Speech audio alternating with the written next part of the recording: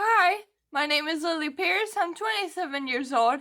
I'm a lead servant in the United Methodist Church, and I have a disability called Friedreich's ataxia that does affect my speech, as you've likely already noticed. Today's plant of the day is this awesome Aglaonema. I think that some people call it a Chinese evergreen. My fiance's mother bought this for me a little over 6 months ago, and I'm doing pretty well with it, especially considering that it's in a pot without a hole, which can be a little tricky. The variegation is gorgeous, and I love this thing. Thus far, this channel has mostly been devotionals and faith-related talks, but I'd like to incorporate some social and political commentary now and then. I myself am an avid YouTube watcher, if you couldn't tell from my editing style. and I like to click on stuff that's controversial or that seems like it'll be spilling some tea, so I figured I should probably do stuff like that if I want people to click on my videos. Not all the time, because I'm still going to be true to myself and talk about Christian stuff, but in the past I was a super right-winger, and as I've gotten more devout, I've really strayed from that. So anyway, I came across this headline the other week, and it said, NC Lieutenant Governor Mark Robinson holds press conference responding to racist cartoon.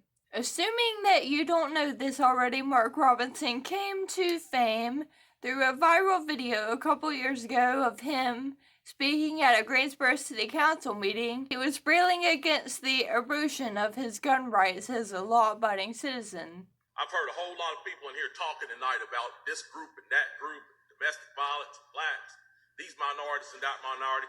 What I want to know is, when are you all going to start standing up for the majority? And here's who the majority is.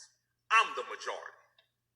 I'm a law-abiding citizen who's never shot anybody, never committed a serious crime, never committed a felony. I've never done anything like that. But it seems like every time we have one of these shootings, nobody wants to put the blame where it goes, which is at the shooter's feet. You want to put it at my feet. You want to turn around and restrict my right, constitutional right that's spelled out in black and white. You want to restrict my right. So fast forward from a viral video to now being the lieutenant governor of our state. Of course, I was intrigued and I clicked on the link and I watched a 3 to 4 minute clip.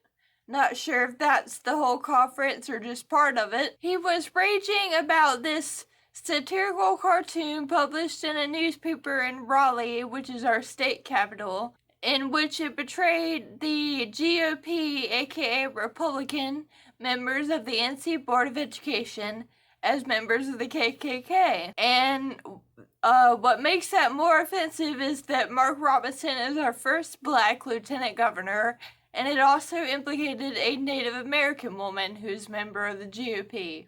I was kind of taken aback when I watched the clip, because I thought to myself, yeah, that does seem to be in pretty poor taste.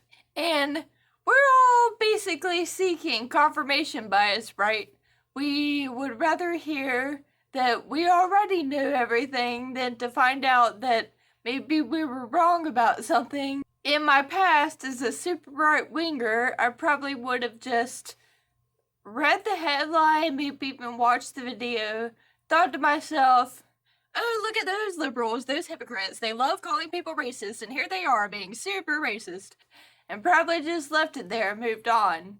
But being who I am now, I'm asking myself, okay, so this cartoon seems to be in poor taste, but I wonder what inspired it. What is this all about? So I look it up, and lo and behold, I found out pretty quickly why this cartoon came to be. A few weeks ago, and I believe that these standards have passed by now, the GOP versus Democrat members of the NC Board of Education were hashing it out over guidelines for social studies courses at public schools in our state. And if you know anything about U.S. politics, you can probably already predict that the argument essentially boils down to the people on the left side of the aisle who are saying, We need to quit whitewashing history. We need to teach our kids the good, the bad, and the ugly. Then the people on the right who were saying, these crazy liberals want to indoctrinate our kids to think that America is a land of oppression, not a land of opportunity. Ugh. I'd like to read you a few sentences from an article about it. Be right back. State Board of Education to vote on changes to social studies classes. And I'm sorry for getting this video out when the story is no longer hot, but more like lukewarm. But I did have to learn some editing tricks for this. So anyway. On Wednesday, the North Carolina Board of Education discussed changing the way students in North Carolina public schools learn about diversity and inclusion in social studies classes. Under a new proposal, public schools in the state would include topics like the oppression and contribution of women, racial groups, and religious groups in social studies classes. The board will vote Thursday on changes discussed Wednesday. Debate over the proposed standards has been heated, as divisions over the changes have reflected national divisions on how history should be taught in schools. At issue is whether the proposed standards teach enough of the negative history of the United States to inspire progress, or whether they do enough to encourage students to feel positively about their country to inspire unity. The proposed standards emphasize teaching history from multiple perspectives, including discussing racism, marginalized groups, and the impact of policies on different populations. Students may be asked to compare narratives of different perspectives, critique systems and practices, or explain how inequities continue today. Alright, so you get the gist of it, and then here we go. Lieutenant Governor Mark Robinson, a board member, held a news conference Tuesday afternoon arguing that systemic racism, which he believes is implied in the standards, doesn't exist and should not be taught in schools. And when you scroll to the bottom, there's all of these Google links. You copy one of those and paste in another tab. You scroll through, so here's the proposed standards for American history, which is 10th or 11th grade, I think, and I can read the literal words on the screen, but I'm obviously not a politician, and I don't have any experience reading bills and laws, so I don't know exactly what the controversy is. It's not as if there's a neon blinking sign that says, hey, here's the offensive part right here. I mean, is it because it says critiquing multiple perspectives of American identity in terms of American exceptionalism? Or mentioning the word oppression, or talking about various immigrant experiences? I don't know. So anyway, I will put the link to that article in the description in case if anyone is curious. So at least now we know the backstory, and whether you agree or disagree that that satirical cartoon was appropriate to publish, at least we know why people felt that way. So that cartoon, I still think, is in poor taste. Portraying a person of color as being a member of a group that would wish to literally exterminate them, that is poor taste. But, and this is the biggest of buts, Lieutenant Governor Mark Robinson has no room to complain about edgy humor that borders on extremely offensive. So here's where we're gonna spill some tea, where we're gonna go down a bit of a rabbit hole. But first I need to set the stage. When I was a conservative myself, and I just want to throw out there, this isn't every conservative, it's just a certain type of internet conservative. I was really into this Own the libs. style of humor. It seems silly to say out loud, but I think we all know people like this.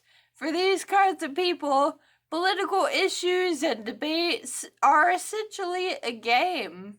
And part of the fun of that game is triggering the snowflakes. For these people, it's less about substantive dialogue and more about antagonism. I was that way, and it's almost shameful for me to admit, because now a big part of my Christian ethic is being a peacemaker. But I digress. So when I was doing some research, I came across this catalog of Facebook posts from Lieutenant Governor Mark Robinson, and I would like to show you a few of those right now. So here is the catalog of Mark Robinson social media posts that ironically is hosted on the same news site that published the cartoon. So I'll just show you a few interesting selections. 2017. Michelle Obama is an anti-American, abortion, and gay marriage-supporting liberal leftist elitist, and I'll be glad when he takes his boyfriend and leaves the White House. There's definitely some implications about comparing black women to men, but we'll just leave that alone. Here's another one. Dear leftist, no, this is not New Zealand. No, we are not socialist, and no, we're not giving up our right to bear arms. But yes, this is me drinking leftist tears out of a Trump coffee mug while holding a .50 caliber semi-automatic pistol. This is just so absurd that I almost agree that it's funny. I can't really be mad at this, but let me just point out that leftist tears is a popular meme or joke for the extreme conservative internet troll, and that just tells you how much empathy they feel for anyone who is not exactly like they are. Resist the resistance. So, arguably, promoting what some would consider a hate symbol to mock people who are resisting what they consider to be a hateful movement seems a little ironic, but okay. And Indians before the DNA test, Indians after the DNA test.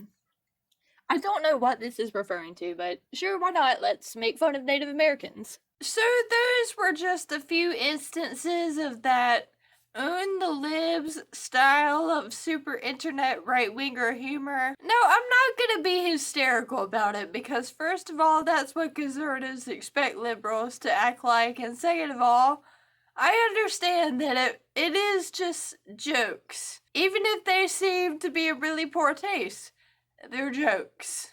And it's also worth noting, for the sake of fairness, that liberals and leftists can also be extremely nasty and dehumanizing towards the people that they're critiquing. I hate that our politics in general have gotten so uncivil, but that's a whole nother topic. So it gets worse, because those were just jokes, but these next things I'm gonna say are not jokes. The fact that this is from 2018, you don't even have to go way far back to find anything heinous. He's just very open about it. Anyway, I posted this back in 2014. Sadly, it is currently being proven true. We have pushed homosexuality over the top. Mark my words, pedophilia is next, which will be closely followed by the end of civilization as we know it. Just straight up bigotry against gay people. And also, he said in the meeting that systemic racism doesn't exist. And that's really bothersome, because there's dozens upon dozens of studies and long-term data analyses and etc. that demonstrate that it does exist. And he's been explicit that his Christian faith is going to dictate his political decisions. God forbid if he might mean helping the poor or the marginalized, but no, he's referring to abortion. That's what they're always talking about. But it would seem from these comments that he has no consideration for his Jewish, atheist, Muslim, etc. constituents, but they didn't elect him, so I guess why should he care about them?